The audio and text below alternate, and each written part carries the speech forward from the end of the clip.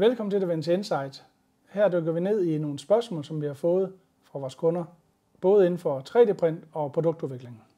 Vi skal i dag snakke om HPMJF, som er en af vores meget populære 3D-printformer. Det giver meget stærke emner, og det er fordi, det er en termisk proces, hvor der er nogle nylon PA12-pulver, der smelter ved 182 grader. Vi har 4 MJF-printere her i huset. Ja, og vi har fået nogle spørgsmål, Ole, ja. Og jeg har lige valgt et par stykker her, som jeg tænker, du kan svare på. Ja, jeg skal prøve. Det første spørgsmål, det er, hvad er det, der adskiller HPMJF fra de andre 3D-print-teknologier her hos Davinci? Ja, for det første så er det en termisk proces, og det gør så, at emner de er meget stærke og slidstærke og har meget gode mekaniske egenskaber. Og derudover så er det også en teknologi, der er meget hurtig og effektiv. Det vil sige, at den er anvendelig også ved større produktionsserier. Mm-hmm.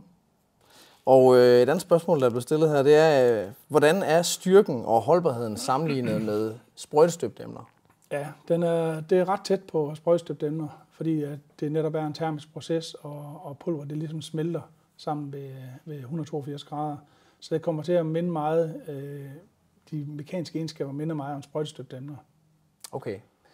Det er sådan, når det er inden for samme materiale, går ud fra her, ikke også? Selvfølgelig, hvis man sammenligner HPMJF PA12 med sprøjtestøbt PA12, så er det tæt på at være det samme. Okay. Så har jeg fået et spørgsmål her omkring overflader. Ja. Hvordan er overfladen på HPMJF, og kan man efterbehandle den? Det kan man. Overfladen den er en lille smule ru i det, og emnerne de er grå. Og hvis man ønsker en mere glat overflade, så har man mulighed for enten at puste lidt, eller komme det i en vibrationsafgrader, eller man kan give det kemisk polering.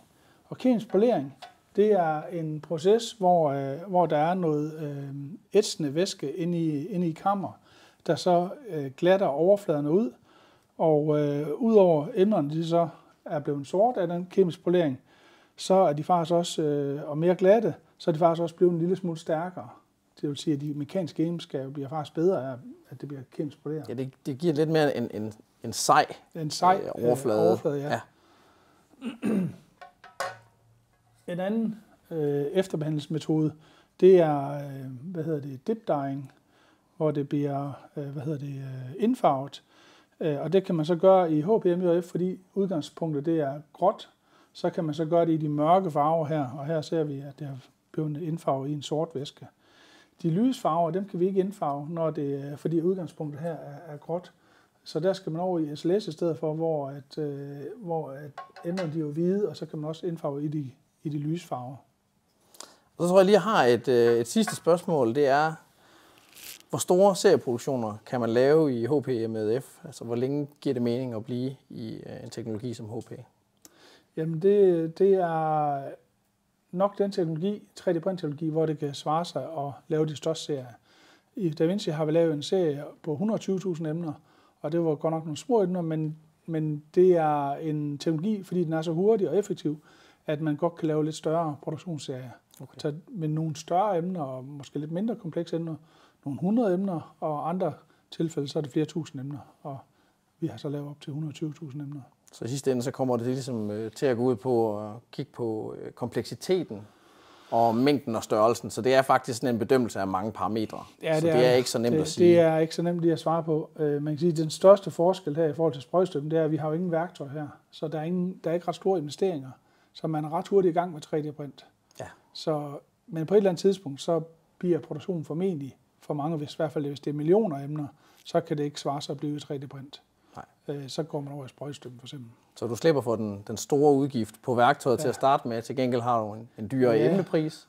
Og på et eller andet tidspunkt, så kommer den her fine skillelinje, hvor man ligesom siger, godt, du kan ikke betale sig mere at have den dyre emnepris, nu skal vi investere i et værktøj. Ja, og på det tidspunkt kan jo være, at man er kommet på markedet, har ligesom set, at produktet det kan sælges. Og derfor så slipper man måske for at tage de store investeringer, indtil at man ligesom ved, at produktet det egentlig er salgbart ude på markedet. Ja, og endnu en fordel kunne være, at du kan få lov til at lave et par iterationer, så hvis der kommer en mindre ændring til din konstruktion, så kan du faktisk nå det, mens du er på markedet. Yes, lige nok, ja.